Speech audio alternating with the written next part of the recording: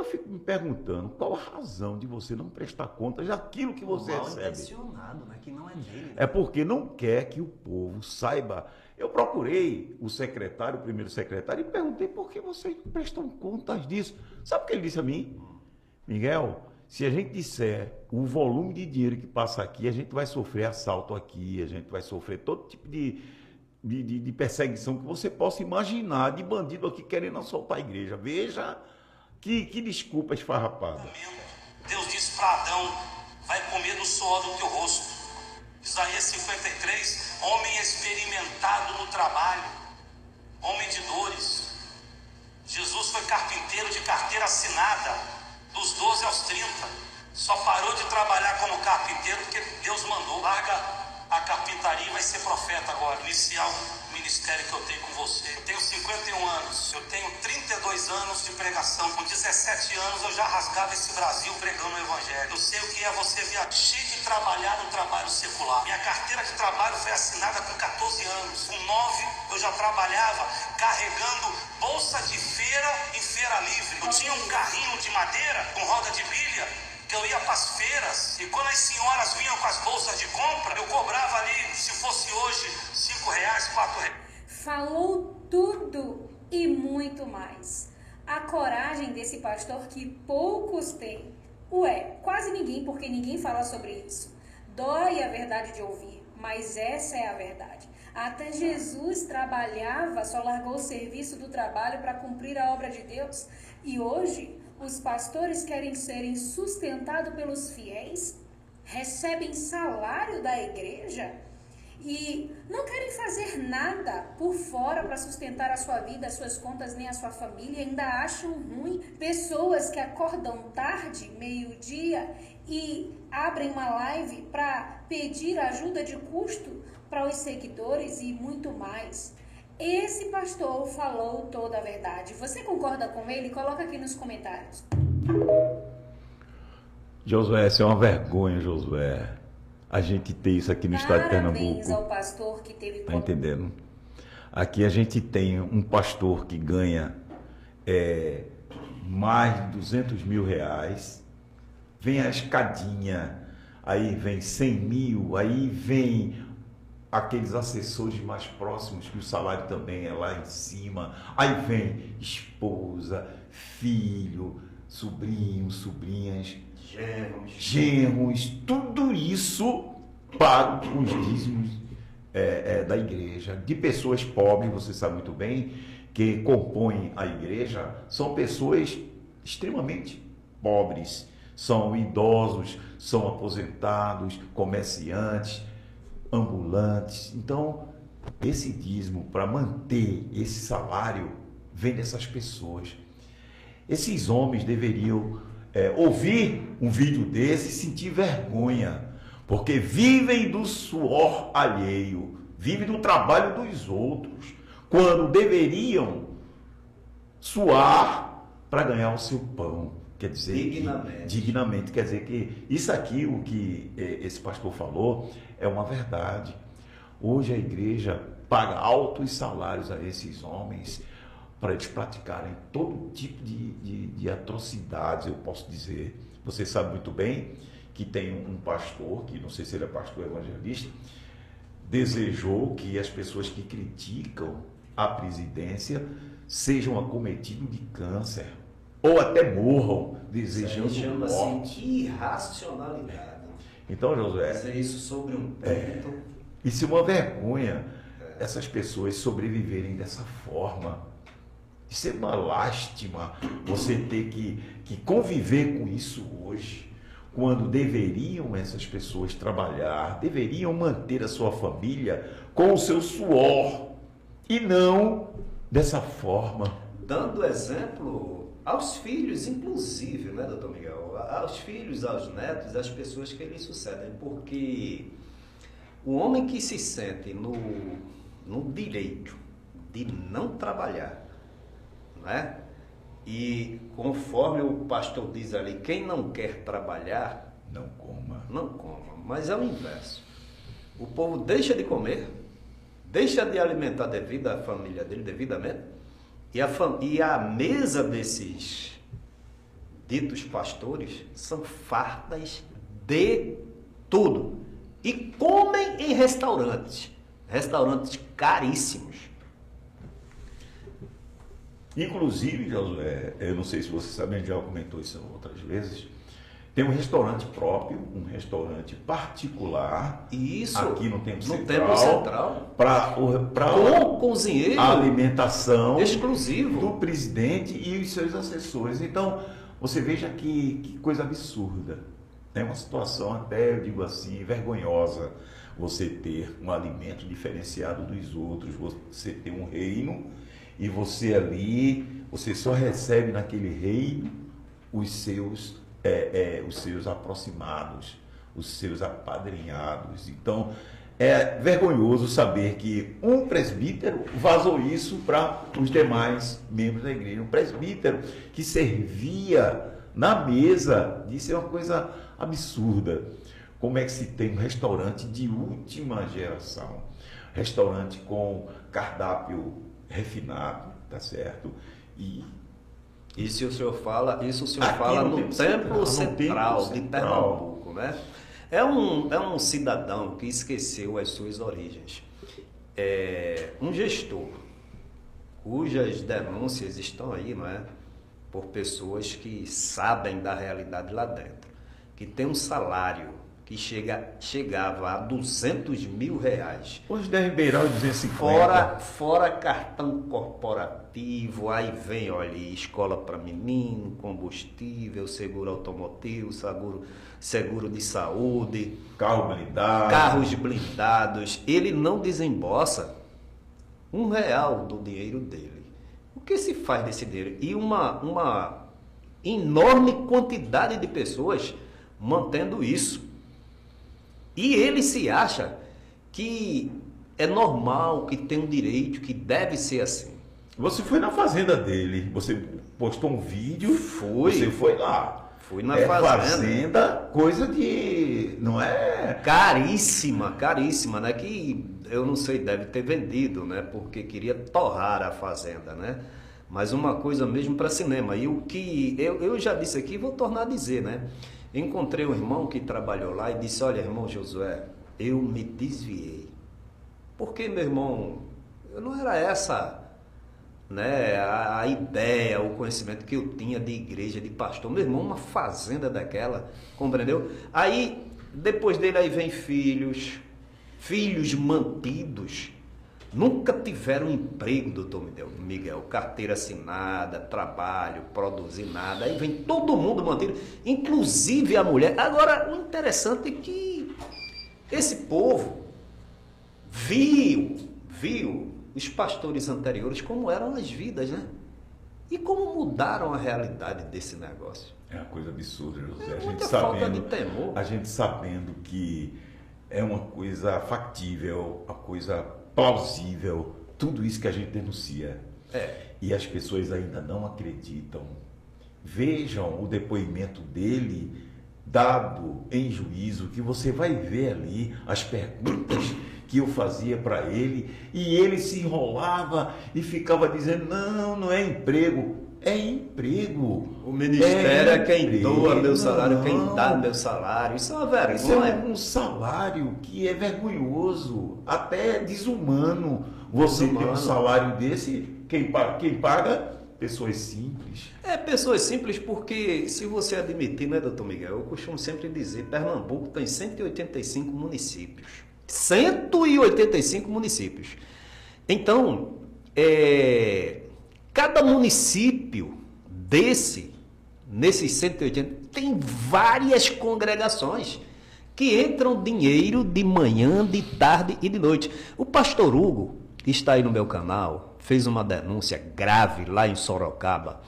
Ele disse que tomava conta de 50 cidades, parece 350 mil membros, 350, tá lá. Uma igreja que chega a 10%, não chega a 10% em termos ao número de igrejas aqui de membros de Pernambuco. E sonegou a Receita Federal 210 milhões de reais, doutor Miguel. Ele está lá com provas, dizendo 210 milhões. Disse que Os homens chegavam assim e tiravam 2 milhões de reais do caixa da igreja para a conta deles. Compreendeu? Outro, é claro que tudo era panelinha. Chegava a 600 mil reais, tirava da igreja, Que não paga imposto. depositava na conta dele. Olha, esse cabra, eu não sei porque eu estou escutando, usando esse nome, esse cabra, né? Mas essa pessoa, com certeza deveria ser aí, né? Ter um alto rendimento, porque 600 mil entrou na conta e depois ele tirar para dar à igreja, para bater em imposto de renda. Então, é uma coisa absurda. E o pior, viu? Enquanto mais eles ganham, mais querem ganhar. E fecham-se entre si. Que não... O senhor não vê o gestor presidente aqui mesmo de Pernambuco, porque os pastores saíram, né, das asas dele, ele chamou de só cuidado que estão indo buscar dinheiro aí nas igrejas, pedir dinheiro aos irmãos. Não dê. Só quem pode pedir é ele. Então, 185 municípios. Aqui em Recife, só em Recife, ele disse em 2016 que existiam 1.300 templos. São muitos templos. Meu amigo, é muito dinheiro. Agora, paga imposto, doutor Miguel? Não Presta paga conta. um centavo de imposto. Veja bem, eu estou falando imposto, IPVA imposto, IPTU imposto, qualquer tipo de imposto, ele é imune, é imunidade tributária, não paga nada. Isso aí é uma forma de você lavar dinheiro. Por quê? O dinheiro que entra, você não tem que prestar conta a ninguém. É o que o gestor hoje tem medo de apresentar. Exatamente as contas, porque, Josué... Se ele apresentar, a casa cai. A casa cai. É porque, olha, eu acho que a renda mensal da Assembleia de Deus do Estado de Pernambuco gira em torno de mais de 50 milhões mensais. Mais de 50 milhões. Isso que é pouco, né? Que é pouco. Para o padrão dele é pouco. Não, eu digo assim, em relação ao volume de congregações, porque, doutor Miguel, 180... Não, eu digo assim, pouco que eu estou dizendo é a sua estimativa. Não é que seja pouco dinheiro, não, deve ser mais. Dinheiro. Agora, para a situação dele, de uma pessoa potente, assim, um potente empresário, que ele utiliza a igreja como a empresa. Então, realmente é pequeno. Essa verba para ele é pequena. Porque ele comprou, Josué, um terreno de 18 milhões, arrecadou 380 milhões, Josué. É pequeno 50 milhões. 12 milhões o terreno. Não, eu digo Foi assim, 12 né? milhões, 50 milhões é muito dinheiro. Mas, doutor Miguel, se a gente pudesse fazer uma conta, né? Deixa eu fazer, vá falando aí, deixa eu fazer aqui para poder falar com base. Porque, olha, é uma coisa que a gente não pode deixar de falar. Por que a direção não presta contas? Por quê? Eu fico me perguntando qual a razão de você não prestar contas daquilo que você recebe. Intencionado, né? Que não é dele. É porque não quer que o povo saiba. Eu procurei o secretário, o primeiro secretário, e perguntei por que vocês não prestam contas disso. Sabe o que ele disse a mim? Miguel, se a gente disser o volume de dinheiro que passa aqui, a gente vai sofrer assalto aqui, a gente vai sofrer todo tipo de perseguição que você possa imaginar, de bandido aqui querendo assaltar a igreja. Veja que desculpa esfarrapada. Como é que você não presta contas porque você não quer saber, não quer informar o volume de dinheiro que chega na igreja? Quer dizer que é uma coisa irregular, certo? Que eles no caso, praticam e depois procuram se omitir da membresia para não apresentar nenhum tipo de prestação de contas. O senhor tem ideia quantos templos existem? Não tenho ideia. Em Pernambuco? Não tenho ideia. Eu vou estimar, porque... Porque eu acho que passa de 500. Não, ele disse, doutor Miguel, em audiência, que só em Recife são 1.300 templos. Está aí no processo. 1.300. 1.300 templos. Só em Recife, né? Só em Recife. A gente pode... 185 municípios. Aí vem Caruaru, Arco Verde, Petrolina. É muito essas dinheiro, cidades grandes. Então, velho. vamos dizer assim, doutor Miguel, será que existem 1.300? Vamos supor aí, botar uma média de 10 templos para cada cidade, tá certo? Então, fazer aqui rapidinho, porque os argumentos têm que ser consistentes. 10 vezes mais.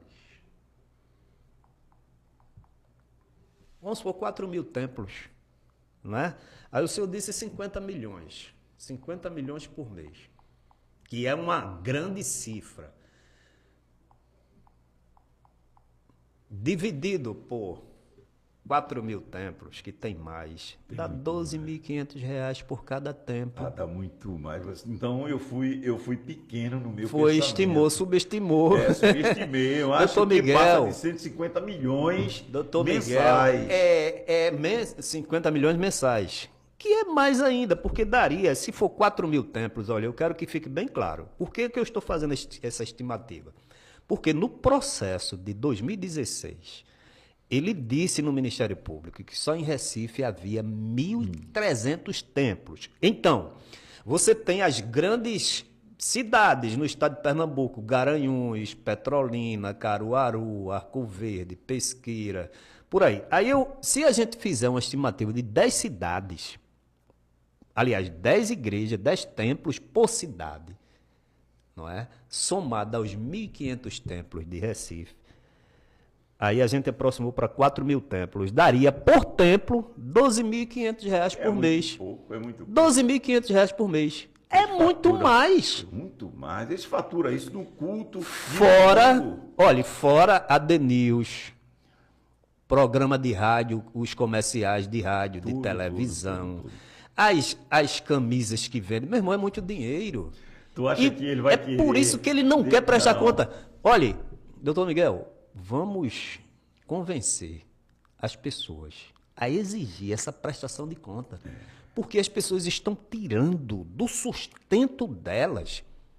Tem gente que está passando fome, Josué. Passando fome. Tem gente que recebeu o auxílio do governo e daquele auxílio paga o dízimo. Paga. Não, a maioria. É mais quem paga. O 13º. É mais quem paga, são esse povo. Agora imagina, né, que ele disse que tem 1,5 milhão de gente, todos eles pagando dízimo e ofertas. É muito dinheiro. É muito dinheiro. E esses membros aí, doutor Miguel, estão acertando em cheio, pedindo na justiça prestação de contas. Josué, não foi no dia que pedir que ele der, a casa vai fazer o quê? Cair, Josué. Josué, não foi à toa, Josué. Agora que você começa a juntar a situação, não foi à toa que ele contratou 2 escritórios. E isso, caríssimos aqui no estado de Pernambuco, com renome até internacional, para fazer a defesa dele. Porque ele imaginava, eu vou calar essas pessoas de uma forma que elas não vão nem respirar. Foi o contrário. A gente, com as denúncias, fizeram a saída da DCEARA, a saída da Rede Esperança e outras mais. Então, a situação está chegando a ficar numa situação incontrolável. Não vai dar para controlar isso aí, porque as pessoas começam a ter conhecimento e você sabe que o conhecimento faz com que você não continue no erro, né? Então, é essa situação. O erro, certo? Quando você entende que aquilo que você vem praticando há anos é um engodo, é um erro, aí você cessa. Não, a partir de agora eu não vou mais errar, eu não vou alimentar esse sistema maligno e religioso. E deixa de pagar dízimo. Deixa de pagar dízimo, porque... Contribua com as pessoas que estão passando fome e necessidade e deixe de pagar esse pessoal. Porque eles não têm vergonha não, José. Tem não, de pedir outra coisa. O secretário mesmo construiu um prédio de 4 andares com todo o material, até as coisas da igreja. Da igreja. E outra, e tem os filhos, tudo da igreja, né? Tá entendendo, doutor Miguel? É um povo que atende mal. A igreja não presta. Veja, a igreja evangélica, a Assembleia de Deus hoje, o senhor vai concordar ou não, eles pregam, o senhor pode ver, quando eles chegam no púlpito, meus amados irmãos, vá falar com eles pessoalmente para ver. Recebe pelos cotovelos. Com certeza. Isso tem que dar um basta, doutor Miguel. Você viu o Silvio que foi lá, como o Silvio foi recebido, né? Exatamente. Você viu. Exatamente. Olha, aqui em Isaías, o pastor está dizendo ali naquele vídeo que Jesus era um homem experimentado, homem de dores e experimentados em quê? Em trabalho. O apóstolo São Paulo fabricava tendas, não é verdade? E esses homens fabricam o quê? Vendem Falácia. Usam o Mentira. povo. Usam o povo. Agora, Isaías também, capítulo 56, versículo 11. Interessante que as pessoas parecem que desconhecem algumas partes da Bíblia, né? São cães devoradores, ou algumas dizem gulosos, insaciáveis. São pastores sem compreensão nem entendimento. É pouco isso aqui, é. Insaciáveis. É por isso que ele brigou acirradamente, cometendo o maior escândalo, chamando os pastores de estrupadores, devoradores de igreja. Por quê? Porque não quer dividir a fatia da membresia. Aí diz assim, todos apenas seguem seu próprio caminho natural. Cada um busca com avidez vantagens apenas para si. Olha, eu, quando voltei de Salvador para aqui, reunião de obreiros, reunião geral. Eu nunca tinha participado, eu pensei que a reunião ia ser uma coisa, né? Atrativa, discutir o exercício passado, o planejamento e as perspectivas, o plano de igreja e coisa e tal, tudo com relação à administração. Não, cantam hino, 2 hinos, igual um culto comum. Prega. Agora, sabe qual foi o auge dessa reunião? Ensinar os obreiros a tirar oferta. Olhe, quando você... E eu lá sentado, eu digo, meu Deus, o que é que eu estou fazendo aqui? Quando você chegar, irmão, que for pegar a salva, me dá uma salva aí, o gestor presidente. Não derrame assim não, pegue assim pelo fundo, vire e bote assim. Se você estiver no meio da igreja, alguém botar uma oferta grande, não leve o troco sozinho, leve com 2 ou 3. Meu irmão, o que é isso, doutor Miguel? É porque, Josué, veja o que eu vou dizer agora, quando algum diácono ou presbítero é encontrado em erro, que eu já peguei, no caso, quando eu era advogado, peguei alguns praticando esse tipo de coisa, eles sofrem uma penalidade Capital. capital. Tinha um diácono que fazia o seguinte, ele coletava, ele segurava a parte do dinheiro da salva aqui, No o fundo, né, o fundo, segurava assim e fazia assim, ó. A parte que ficava na mão, ficava lá na salva. Aí ele recolhia a salva, quando todo mundo ia embora, ele ia lá, pegava o que ele conseguiu segurar. Tá entendendo? Então, é aquele tipo de coisa. Quando você se desencanta, quando você vê que tudo aquilo é mentira, aí você começa a praticar esse tipo de coisa. Também. É porque você perde a noção. Peraí, eu estou no meio de bandidos, então eu vou agir igual a eles. Não é isso? Agem dessa forma, porque eles sabem que aquele dinheiro ali, infelizmente, é um dinheiro que é fruto de mentira, fruto de... O que é que o senhor acha?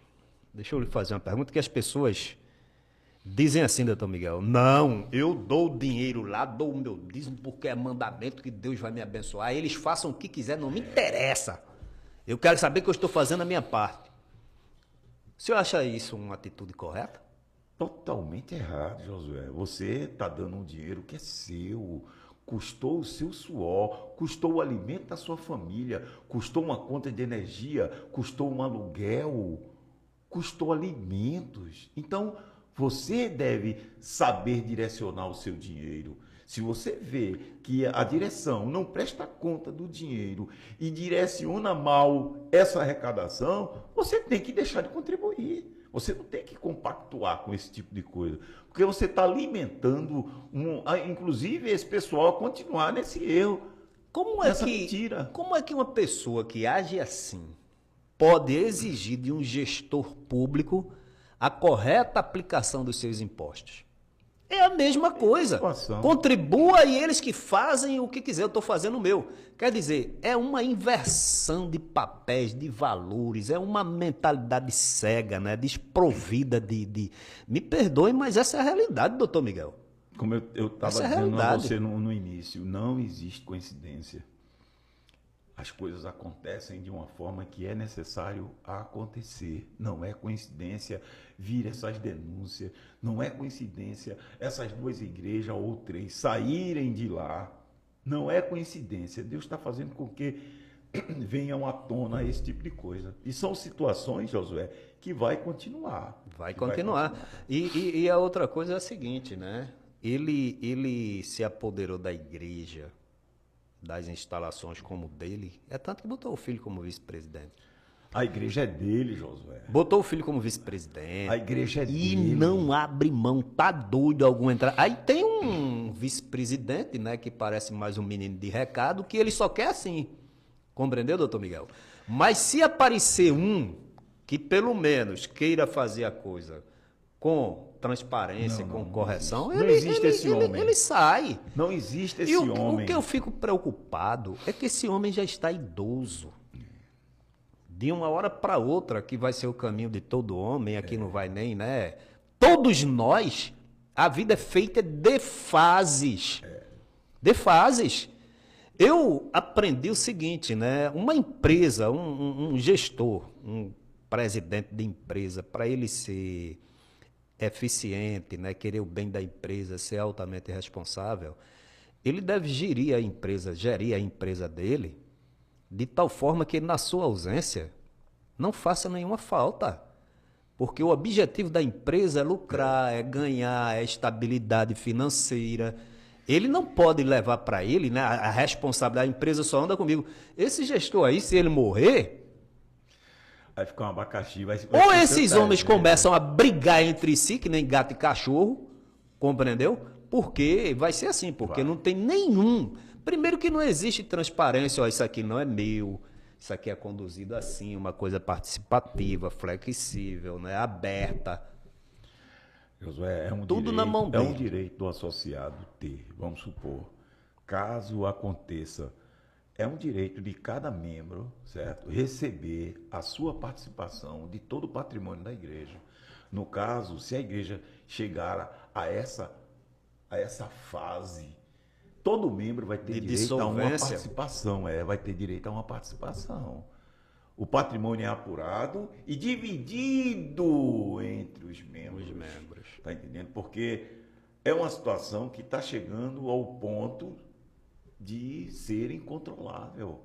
Você não tem mais controle. Não a coisa está tomando um rumo que você não tem mais controle. Não tem. Entendeu? Doutor Miguel, uma empresa, a empresa, enquanto mais ela investe, né, na informação, na gestão participativa, né, nas críticas, nas sugestões, né, nas soluções do problema com a participação, mais ela se solidifica.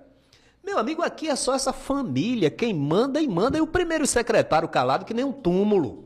Que aquilo, esse primeiro secretário aí, doutor Miguel, é um cabra, me desculpa, é um cabra não, eu não sei porque eu queria cortar essa palavra, mas esse primeiro secretário é um personagem que todo mundo vê na fisionomia, na maneira de falar, na maneira de se apresentar, que é uma pessoa que come calado.